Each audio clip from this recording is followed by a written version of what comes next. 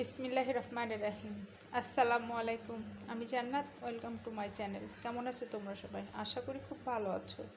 আলহামদুলিল্লাহ আমিও ভালো আছি। বন্ধুরা, আমি এখন রান্না করব এই যে ট্যাংরা মাছ। এগুলো হচ্ছে সাগরের ট্যাংরা মাছ। এই মাছগুলো এখন আমি ভুনা করব। এই জন্য খুব সুন্দর করে পরিষ্কার করে নিয়েছি। তার সাথে টমেটো কুচি, ধনিয়া পাতা কুচি আর লেবু পাতা নিয়ে নিয়েছি, পেঁয়াজ কুচি করে নিয়েছি। এখন আমি চুলাতে প্যানটা বসিয়ে দিয়েছি। এখন আমি প্যানটা গরম হয়ে গেছে। এখন আমি পরিমাণ মতো তেলটা দিয়ে দিলাম, কারণ আমি মাছগুলোকে খুব সুন্দর করে একদম গোল্ডেন ব্রাউন কালার করে ফ্রাই করে নেব।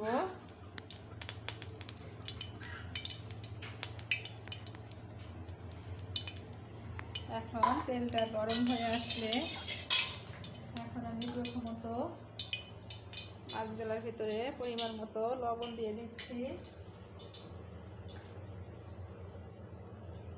পরিমাণ মতো লাল লঙ্কা দিয়ে দিচ্ছি, কারণ আমি এগুলা ফ্রাই করব। আর পরিমাণ মতো হলুদ গুঁড়াটা দিয়ে দিচ্ছি।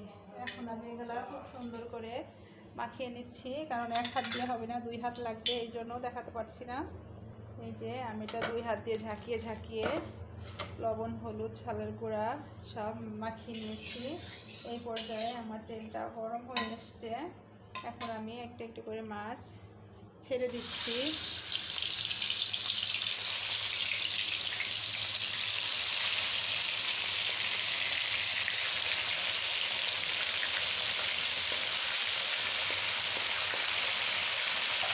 এখন মাছগুলাকে খুব সুন্দর করে ফ্রাই করে নেব। আমি এখন মাছগুলাকে উল্টিয়ে দেব।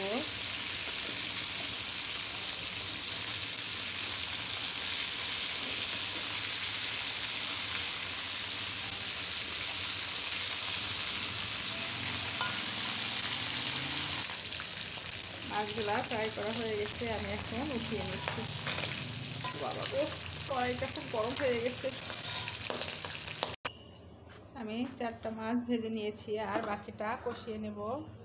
এখন আমি প্রথমত পেঁয়াজ কুচি দিয়ে দিচ্ছি।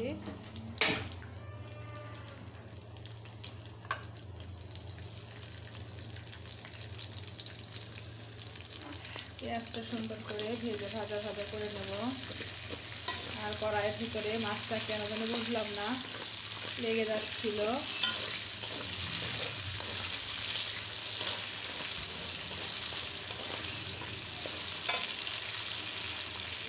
আমি খুব সুন্দর করে পেঁয়াজটা ভেজে নেব, ব্রাউন কালার করে, গোল্ডেন ব্রাউন করে। 4টা শুকনো লঙ্কা দিয়ে দিচ্ছি জাস্ট ফ্লেভারের জন্য।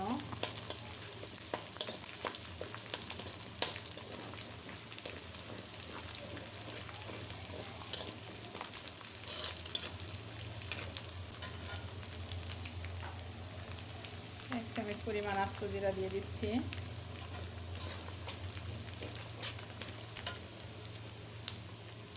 দুইটা এলাচ দিয়ে দিচ্ছি।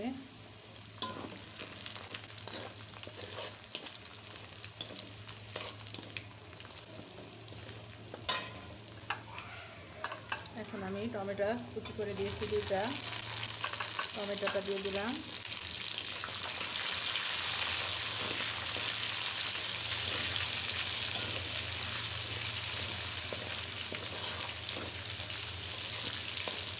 জাস্ট 2-3 মিনিট একটু ভেজে নেব।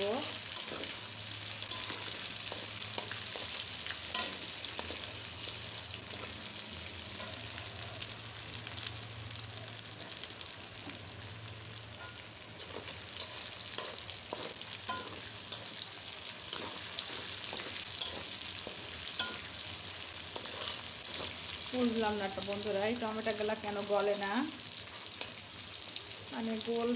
গললাম মানে কি, অনেকটা টাইম লাগছে গলতে, অথচ অন্য টমেটোগুলা দিলে খুব সহজে গলে যায়। এখন আমি এটার ভিতরে মশলাটা অ্যাড করে দিচ্ছি।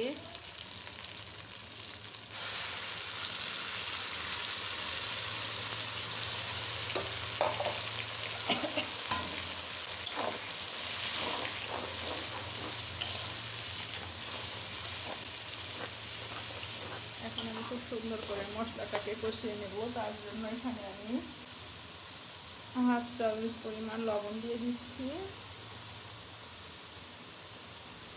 1 চামচ পরিমাণ লাল মরিচের গুঁড়া দিয়ে দিলাম, আর 1/2 চামচ পরিমাণ হলুদ গুঁড়া দিয়ে দিলাম, আর 1 চামচ পরিমাণ জিরা গুঁড়াটা দিয়ে দিলাম। দিয়ে এখন আমি এটা খুব সুন্দর করে ভোনা ভোনা করে নেব, কষিয়ে নেব।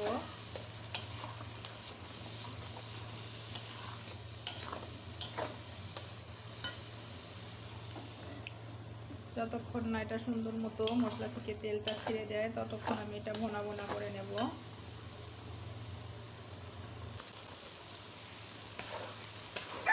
মশলা থেকে তেলটা ছেড়ে দিয়েছে, এখন আমি হালকা পরিমাণে একটু পানি অ্যাড করে দিচ্ছি, কারণ আমি মাছগুলো একটু কষিয়ে নেব তাই পানির ভিতরে।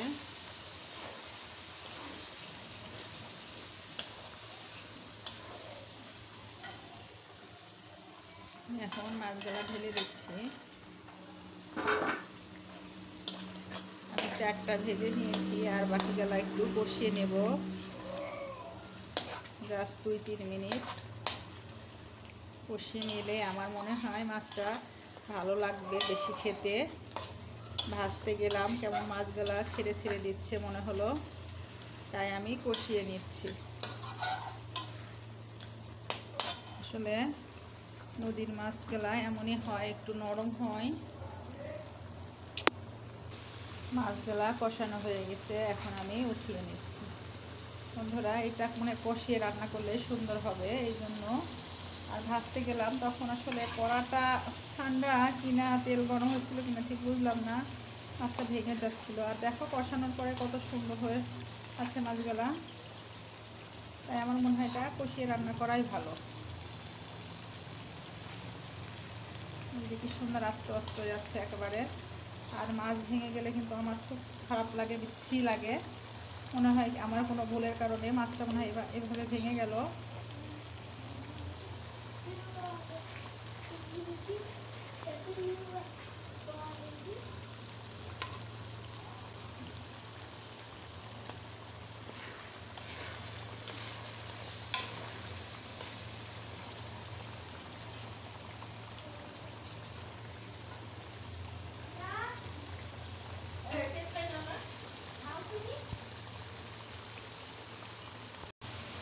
মাছটা উঠিয়ে নিয়েছি, এখন এই মশলাটা, এই যে মাছটা উঠিয়ে নিয়েছি, এখন এই মশলার মধ্যে আমি সামান্য পরিমাণ পানি অ্যাড করে দিব ঝোলের জন্য।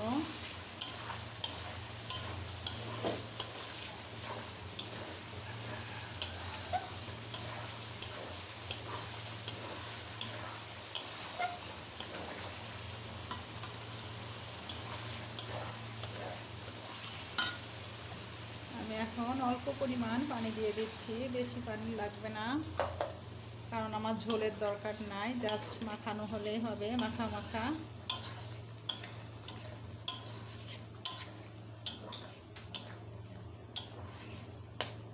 এখন এই ঝোলটা ফুটে আসা পর্যন্ত আমাকে ওয়েট করতে হবে। 2 মিনিট ওয়েট করি।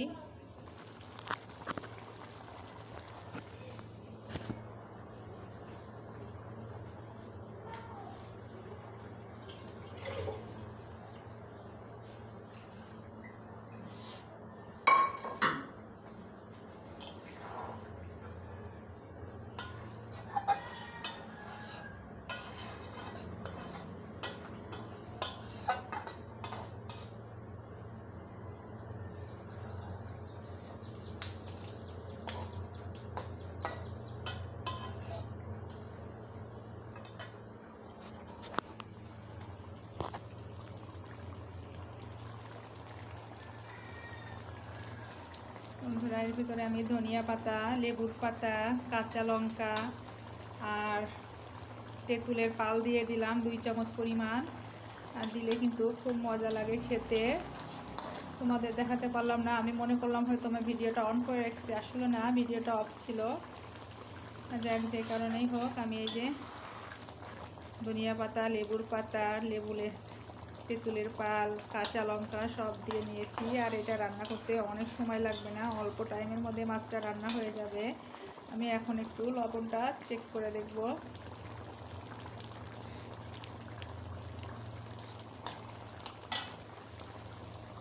আর একটু তেঁতুলের পাল দিয়ে দিচ্ছি, খেতে মজা লাগবে তাহলে, টক টক লাগলে।